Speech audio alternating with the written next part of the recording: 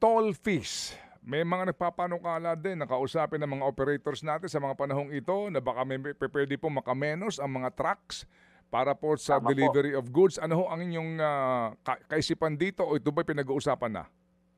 Tama po at nasabi ko rin yan po ay 2 weeks ago po, no, kinausap natin yung ating mga toll operators, ang SMC at saka MPTC. Sumulat po tayo. Sumulat tayo asking for discount, mas lalo na dun sa class 3 na sinasabi nating vehicle, for the buses and for delivery trucks, for the essential goods po, mga agri-products natin. At sila naman po verbally sumang-ayon na sila sa atin. Okay na po, nakausap po sila mismo at they're going to roll this out po yung discount. Hopefully by this week or next week, inaayos lang po nila kung paano magiging proseso because nga especially yung may mga RFID po, no, na sinasabi natin. O kung paano po ma-adjust yan.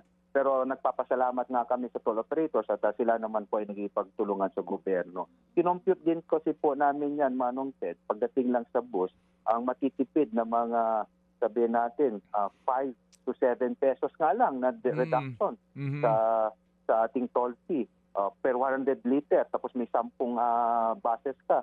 That's easily 7,000 po na reduction sa, kumbaga makakatipid ka.